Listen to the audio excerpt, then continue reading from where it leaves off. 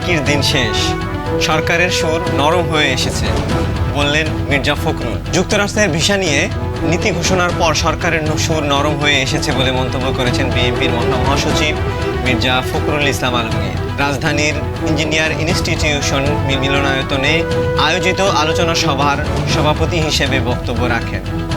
প্রয়াত রাষ্ট্রপতি বিএনপির প্রতিষ্ঠাতা জিয়াউর রহমানের ৪২তম মৃত্যুবার্ষিকী উপলক্ষে দলটি আলোচনার সভা আয়োজন করে। মির্জা ফখরুল বলেন, বিরোধী দলের আন্দোলন নিয়ে সরকারের বিরুদ্ধে ফাঁদ পাতার অভিযোগ তুলে দলীয় নেতাকর্মীদের সতর্ক করেছেন বিএনপি মির্জা ফখরুল ইসলাম আলমগীর। তিনি বলেন, গণতন্ত্র পুনরুদ্ধারের আন্দোলন চূড়ান্ত পর্যায়ে এসে পৌঁছেছে। সরকার নানাভাবে ট্যাপে ফাঁদ ফেলার চেষ্টা করবে। নিজেরা অগ্নিসন্ত্রাস করে বিএনপি নেতাকর্মীদের নাম দেবে। সতর্ক থাকতে হবে। শান্তিপূর্ণ আন্দোলন আরও তীব্র করতে হবে। সরকার জিয়াউর রহমানকে জাতির কাছে খলনায়ক হিসেবে দেখানোর চেষ্টা করছে মন্তব্য করলেন তিনি। আওয়ামী লীগের একদলীয় শাসন থেকে দেশকে বহুদলীয় গণতন্ত্র নিয়ে এসেছেন জিয়াউর রহমান। তিনি মানুষের হৃদয়ে জায়গা করে নিয়েছেন। সেখান থেকে কিভাবে বের করবেন সেই পায়তারা চলছে আওয়ামী লীগের মধ্যে।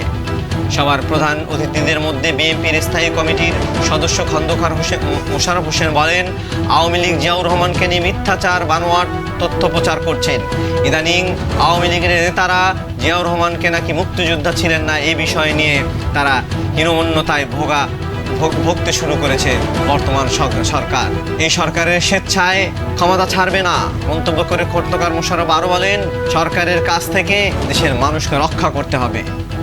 বিএনপির স্থায়ী কমিটির সদস্য আমির খসরু মাহমুদ চৌধুরী বলেন, যুক্তরাষ্ট্রের ভিসা নীতির মাধ্যমে এই সরকারের তৃতীয় আঘাত খেয়েছে। এর আগে র্যাব কর্মকর্তাদের নিষেধাজ্ঞা ও গণতন্ত্র সম্মেলনে আমন্ত্রণ না পাওয়া, 2014 ও 2018 সালের ভোট চুরি দেখে এবার নির্বাচনের 7 মাস আগেই যুক্তরাষ্ট্র ভিসা নীতি ঘোষণা করেছে। সাবেক রাষ্ট্রপতি জিয়াউর রহমানের ৪২তম মৃত্যুবার্ষিকী আগামীকাল 30শে মে। দেশের অন্যতম প্রধান রাজনৈতিক দল বাংলাদেশ জাতীয়বাদী দলের বিএনপির প্রতিষ্ঠাতাও তিনি। আগামীকাল 30শে মে সকাল 11টায় সাবেক রাষ্ট্রপতি জিয়াউর রহমানের সমাধিতে দলটি ফুল দিয়ে শুভেচ্ছা জানাতে যাবেন। বিএনপি চেয়ারপারসন বেগম খালেদা জিয়া অসুস্থ থাকায় তিনি আসতে পারবেন না বলে জানিয়েছেন মির্জা ফখরুল ইসলাম আলমগীর।